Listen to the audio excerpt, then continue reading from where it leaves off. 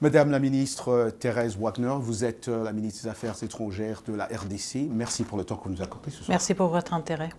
Alors, pouvez-vous confirmer à nos téléspectateurs, Madame la ministre, si les rebelles du M23 ont pris le contrôle total de Goma? Avez-vous une estimation aussi, pour ajouter juste à cette question-là, de nombre de morts? Alors, je voudrais tout d'abord préciser une chose. Quand nous parlons de la situation qui prévaut dans la ville de Goma, chef-lieu du territoire du Nord Kivu, il ne s'agit pas d'une présence des rebelles du M23, il s'agit d'une occupation des forces armées rwandaises sur un territoire souverain de la République démocratique du Congo.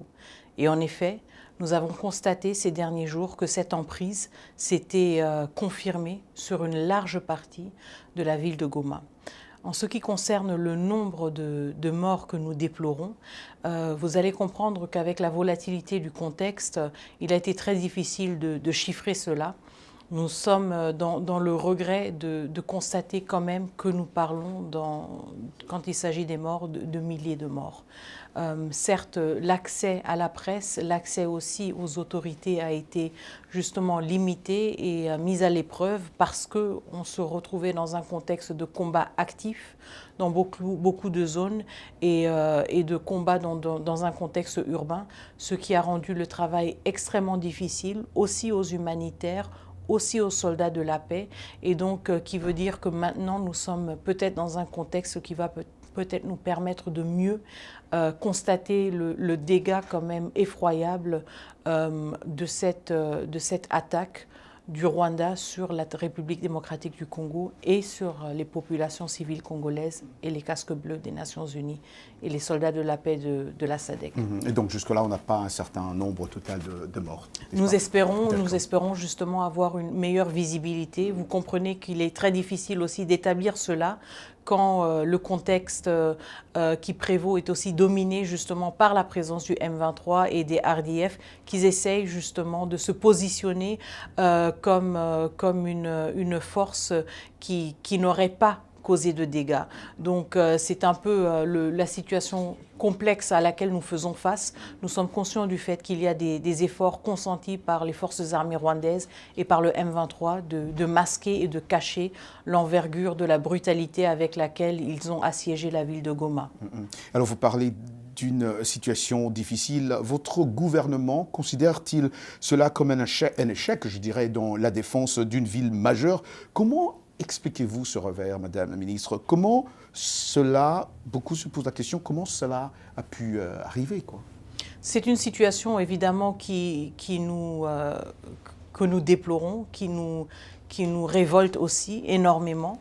Ce qui est important quand même est de reconnaître que depuis 3 ans, la République démocratique du Congo tire la sonnette d'alarme par rapport au M23 et à la présence des forces armées rwandaises. Nous ne devons pas sous-estimer qu'il y a eu un effort conséquent des forces armées rwandaises d'équiper le M23 et d'équiper ses propres troupes avec un arsenal militaire jamais vu jusqu'à présent dans la région des Grands Lacs. Je me souviendrai aussi du fait que même les Nations Unies, avec une mission de maintien de la paix très forte, une des plus grandes en République, une des plus grandes sur le continent africain, a elle-même parlé du fait que l'armement, que les armes qui étaient utilisées par les forces armées rwandaises et par le M23 allaient bien au-delà de leurs propres capacités. Je ne veux pas aussi passer sous silence le fait que depuis quasiment plusieurs mois, le Rwanda a utilisé une technologie de brouillage de systèmes GPS qui ont rendu la navigation de l'espace aérien dans le Nord Kivu extrêmement difficile, ce qui voudrait dire que tout ce qui s'apparentait à des efforts de ravitaillement militaire, mais aussi des ravitaillements humanitaires et de l'aviation civile ont été complètement compromis dans une violation flagrante du cessez-le-feu, dans une violation flagrante de la Convention de Chicago. Et nous avons toujours fustigé et dénoncé justement cette course, si vous voulez, à l'armement que le Rwanda a menée pour justement imposer de manière extrêmement brutale sa présence et saper tous les efforts qui ont été consentis par toutes les parties prenantes de trouver une solution politique à cette situation. Nous avons vu, hein, Madame la Ministre, le dernier discours du président Tshisekedi. Y a-t-il une stratégie pour reprendre ce territoire ? Évidemment, nous n'allons jamais accepter qu'il y ait des usurpateurs qui essayent d'implanter leur présence. Et donc, nous n'allons jamais accepter justement une cohabitation, si vous voulez. Tout d'abord, une cohabitation avec le Rwanda sur notre territoire souverain. Cela était inacceptable.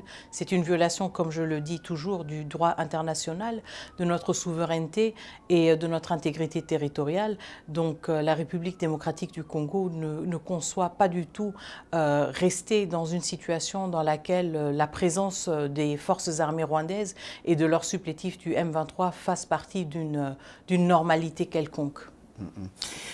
De nombreuses inquiétudes aussi circulent selon lesquelles l'armée congolaise manquerait de soutien de la part du gouvernement avec des salaires bas et une faible motivation affectant sa capacité même à combattre le M23. Que répondez-vous à ces allégations, Madame la Ministre ? Alors, le président de la République, Félix-Antoine Tshisekedi Tshilombo, a, depuis son accession au pouvoir, consenti beaucoup d'efforts pour améliorer la situation de nos soldats. Nous sommes conscients du fait qu'il y a encore beaucoup de travail à faire. Nous sommes aussi conscients que nous venons de très loin. Les régimes précédents ont investi des efforts stratégiques, si vous voulez, à démembrer et à fragiliser l'armée même. Et donc, nous devons être conscients du fait que c'est un travail un travail dans lequel nous devons rebâtir notre armée. Cela est extrêmement difficile quand nous faisons face à ce genre d'assaut et à ce genre d'attaque. Les efforts que nous avons consentis et que nous avons menés dès le début du premier mandat du président de la République et qui continuent dans ce deuxième mandat vont continuer pour justement que nous soyons mieux outillés à faire face à ces défis. Je comprends entièrement la frustration et la préoccupation de beaucoup de nos concitoyens, mais je voudrais vous rassurer justement que ces efforts vont continuer et que nous tirons aussi les leçons nécessaires des échecs et des difficultés auxquelles nous faisons face sur le terrain pour voir comment mieux outiller nos forces armées, mieux les accompagner et défendre avec encore plus d'efficacité notre territoire souverain. Alors, Madame la Ministre, on parle des Roumains. Votre gouvernement a-t-il engagé des mercenaires pour renforcer ses efforts de contrôle de cette région ? Il s'agissait plutôt d'un effort, justement, de renforcer les capacités de nos forces armées à travers des formateurs qui ont été recrutés à l'extérieur du pays. Donc, ces efforts-là étaient plutôt consentis dans une logique de renforcer les capacités des forces armées de la République démocratique du Congo. Okay. Parlons un peu dernièrement, on a vu que le président Tshisekedi a refusé de rencontrer les dirigeants régionaux pour négocier une solution au conflit. Pourquoi ? Alors, je voudrais clarifier une chose. Quand on parle d'initiative régionale, je voudrais rappeler qu'il y a une initiative régionale qui a été mandatée par l'Union africaine, l'organisation continentale, qui nous réunit tous, pays de l'Afrique, et c'est le processus de Luanda. Le processus de Luanda est le seul et l'unique cadre à travers lequel cette solution, cette résolution du conflit tant espérée par une voie politique, c'est le seul cadre justement dans lequel ces discussions-là devraient avoir lieu. Donc nous avons réitéré le fait que nous attendons le Rwanda dans le processus de Luanda, le processus auquel lui, il a adhéré aussi, mais duquel il s'est séparé très récemment et auquel il n'a pas participé, par exemple, au sommet du 15 décembre. Je voudrais rappeler aussi que le Conseil de sécurité, tous les membres du Conseil de sécurité, de manière unanime, et vous savez que ces jours-ci, ce n'est pas toujours évident d'obtenir une unanimité au sein du Conseil de sécurité, mais tous les membres étaient très clairs là-dessus. Les parties prenantes doivent retourner à la table de négociation dans le cadre du processus de Luanda. Et donc, c'est la position de la République démocratique du Congo. Nous avons entière confiance au facilitateur João Lourenço, président de l'Angola, Et nous insistons à ce que les assises du processus de Luanda reprennent dans les plus brefs délais. Nous sommes perplexes par rapport au fait que le Rwanda ait choisi justement de saper ses efforts. Nous avons aussi pris note du fait que le président rwandais aurait sollicité une médiation du président de la Turquie, le président Erdogan. Nous sommes perplexes parce que nous sommes convaincus qu'en tant qu'Africains qui se respectent, nous voulons quand même privilégier nos propres efforts. Donc c'était assez surprenant de voir le président Kagame solliciter une implication d'une partie tierce qui n'a pas participé à ces efforts et qui n'est pas du continent. Donc nous réitérons, le processus de Luanda est le cadre, l'unique cadre à travers lequel nous allons continuer les efforts pour trouver une résolution politique à ce conflit. À ce conflit. Pensez-vous, Madame la Ministre, que vous avez été, enfin d'une certaine manière, abandonné par vos alliés régionaux et internationaux? Quel rôle devrait-il, et je parle de ses alliés, devrait-il jouer dans la résolution de cette crise, d'après vous? Bien au contraire, nous ne sommes pas du tout abandonnés, nous ne sommes pas du tout isolés. Si une partie est isolée, c'est le Rwanda. Encore une fois, je me réfère aux 2 réunions d'urgence du Conseil de sécurité, dans lequel, quand même, à travers lesquelles quand même, il était assez visible à quel point le Rwanda était seul et isolé. Tous les membres du Conseil de sécurité ont fustigé la violation flagrante du droit international par le Rwanda. Je voudrais aussi vous rappeler que pendant la dernière réunion du Conseil de sécurité, le mardi, nous avons eu 6 pays qui ne sont pas directement impliqués dans le conflit, qui ont saisi la parole, qui ne sont pas membres du Conseil de sécurité. Nous avons l'Uruguay, le Guatemala, l'Afrique du Sud, le Burundi, le Sénégal, tous ces pays qui se sont mobilisés pour prendre la parole pendant les délibérations du Conseil de sécurité. Je pense que ce que nous voyons maintenant, c'est que de plus en plus de pays au monde, pas seulement en Afrique, sont scandalisés par l'attitude du Rwanda, l'attitude déstabilisatrice du Rwanda, qui semble avoir l'intention maléfique de vouloir remettre l'Afrique dans les années sombres des années 90 où le pouvoir s'arrachait avec des armes. La République démocratique du Congo a tourné cette page, même si le Rwanda est encore dans un état d'esprit qui considère ce genre d'options. Nous ne les considérons pas. Nous sommes un pays qui a fait le choix de la démocratie, nous sommes un pays qui a fait le choix de l'alternance politique. Le Rwanda n'a aucune leçon à nous donner et surtout pas en essayant d'imposer sa volonté sur un pays souverain avec des armes. Donc ce que nous voyons plutôt, ce n'est pas un isolement de la République démocratique du Congo. Le monde s'insurge, le monde pose des questions sur comment est-ce que le Rwanda ait pu avancer si longtemps et comment est-ce que le monde a permis que le président Kagame se radicalise pendant tant de décennies. Et nous avons la réponse très claire à cela. Le président Kagame s'est radicalisé parce qu'il a été incontrôlé et il n'a pas été tenu redevable par tous ses partenaires et par tous ses bailleurs pendant tant d'années.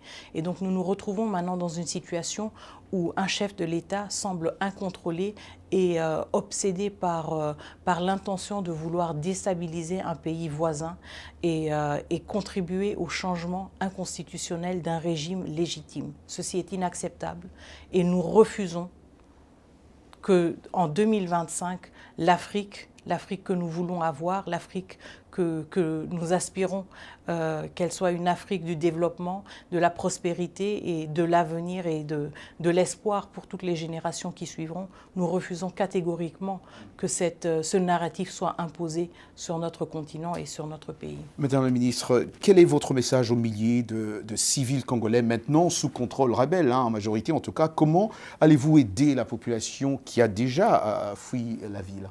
Est-ce qu'il y a une certaine...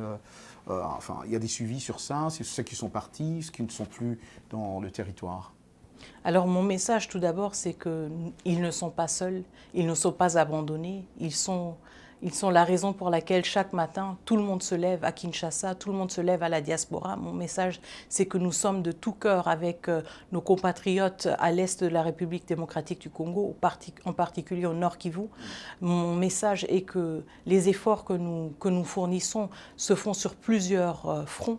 Je suis à la tête du front diplomatique et nous menons des efforts inlassables. Nous allons tenir toutes les parties prenantes redevables. Nous allons nous assurer qu'il y a une pleine transparence sur ceux qui ont parlé et ceux qui n'ont pas parlé. Nous allons rappeler toutes les organisations de leurs aspirations, de leurs principes et de leurs obligations. Et justement, tenir toutes les parties prenantes redevables pour le fait qu'ils aient laissé la situation se détériorer d'une telle manière pendant les dernières années, mais aussi les rappeler qu'ils ont une responsabilité et une opportunité de passer à l'action. De passer à l'action. Ma dernière question, Madame la Ministre, votre gouvernement a accusé à plusieurs reprises, on va vous entendre même parler aussi ce soir, le Rwanda de soutenir le M23, tandis que le président Paul Kagame nie toute implication, il continue à nier d'ailleurs. Quelles preuves concrètes avez-vous pour étayer vos accusations? Alors encore une fois, cela montre justement le fait que le Rwanda est isolé. Aujourd'hui, il n'y a que le Rwanda qui prétend ne pas être présent en République démocratique du Congo. Il y a 2 jours, au Conseil de sécurité, 15 membres du Conseil de sécurité ont dénoncé la présence du Rwanda. Il y a quelques semaines, le groupe d'experts des Nations Unies a publié un rapport accablant qui parle de plus de 4000 troupes rwandaises sur le territoire souverain de la République démocratique du Congo. Des troupes qui tuent, des troupes qui pillent nos ressources naturelles, parce que ce même rapport parle de 150 tonnes de coltan exploitées et transférées vers le Rwanda de la République démocratique du Congo par les forces armées rwandaises et exportées sur les marchés internationaux sous l'étiquette du Rwanda.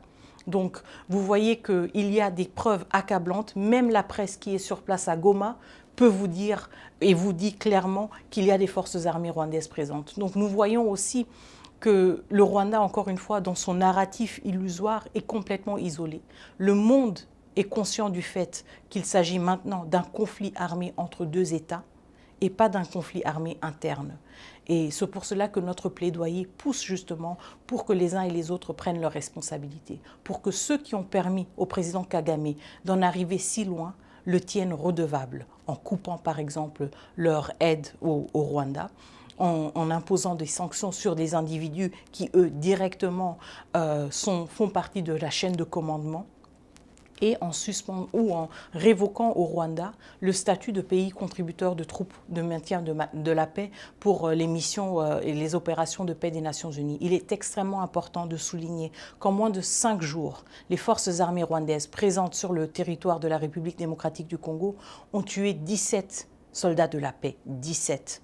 Un Uruguayen, un Malawite et 15 Sud-Africains. Le Rwanda est un des pays les plus grands contributeurs de troupes de maintien de la paix. Et donc nous sommes dans un contexte aussi où même cela doit être révoqué comme statut. Il est inacceptable qu'un pays qui contribue aux missions de maintien de la paix soit en même temps la cause de la mort de soldats de la paix. Excellence Thérèse Wagner, je rappelle que vous êtes ministre des Affaires étrangères de la RDC. Encore une fois, merci pour le temps que vous avez accordé. Merci.